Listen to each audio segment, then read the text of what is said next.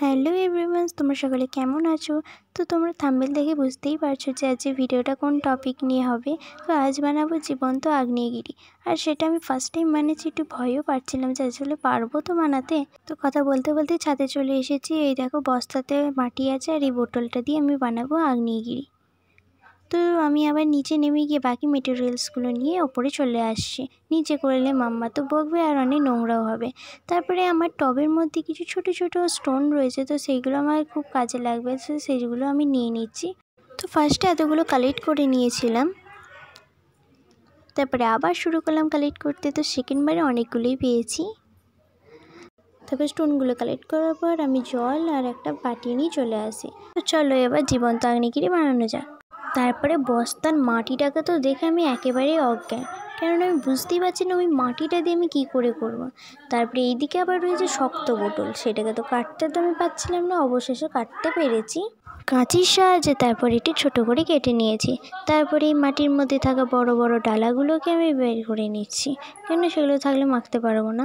তো হাতের সাহায্যে তো আমি করতে পারি না, তারপরে এই চালাটার সাহায্যে করলাম। হ্যাঁ, আর একটা কথা মনে রাখবি, আটা চালা দিয়ে চালা নিয়ে যেন, তাহলে আজকে তুমি প্রচুর মার খাবে। পাতিল কোনো চালা থাকলে সেই চালা দিয়ে ছিল। তো চালা হয়ে যাওয়ার পর মাটিটা এতটাই সুন্দর হয়ে গেছিলো যে এইটাতে জল দিয়ে আর মাখতে ইচ্ছা করছিল না আমার। তো তারপরে কাদাটাকে মেখে আর আমি বোতলটাকে মাঝখানে বসিয়ে চারিপাশ দিয়ে দিতে থাকছি। আসলেও জানি না যে এটা সত্যিকারে পর্বত হবে কি না, তাও ট্রাই করছি। তো এতটাই যে রোদের তাপ ছিল যে আমার মাথাটা পুরো গরম হয়ে গেছিলো। আমি সত্যি নিজের মাথায় নিজে হাত দিতে পারি না। তো অনেকক্ষণ ধরে ট্রাই করার পর যাই হোক পর্বত তো হয়ে গেছে। আমার তো লাগছে না, তোমাদের লাগে যদি একটু বলো।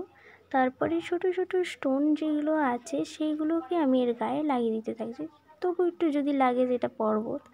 তারপরে ব্লু কালার দিয়ে নিচেটি একবারে প্রশান্ত মহাসাগর করে দিচ্ছি। জানি না আসলে মহাসাগর হবে কি না, তবুও চেষ্টা করছি। তো যাই হোক, মহাসাগর হয়েছে কি না সেটা জানি না, পর্বতটা ঠিকঠাক লাগছে। তো পর্বত তো রেডি, এবার চলো এক্সপেরিমেন্টটা করা যাক। তো সবার ফার্স্টে লাগবে আমার বেকিং সোডা। তো বেকিং সোডাটাকে আমি ফার্স্টে দিয়ে দেব। তারপরে আমি দিয়ে দেব লেমন জুস। লেমন জুসটা ওর মধ্যে দেওয়ার সঙ্গে সঙ্গে একটু শুনতে পাবে একটু বিক্রিয়া হচ্ছে, একটু সাউন্ড উৎপন্ন হবে ও থেকে। তারপরে দিয়ে দেবো ফুড কালার। আমি রেড কালার এখানে ইউজ করছি, তোমরা চাইলে ইয়েলো, অরেঞ্জ যে কোনো কালারই ইউজ করতে পারো। তারপরে আমি দিয়ে দেবো এর মধ্যে শ্যাম্পু। অবশ্যই তোমরা শ্যাম্পু দিও, আর যে কোনো কোম্পানির শ্যাম্পু তোমরা দিতে পারো এখানে। তারপর দিয়ে দেবো ইনো। ইনোটা মাস্ট দেবে, নাহলে তোমার লাভা ভেতর থেকে হয়তো বেরোতে পারবে না। তারপরে দিয়ে দেবে জল। নাও তোমার এক্সপেরিমেন্ট কমপ্লিটেড। জানি না এবার আমার কী হবে।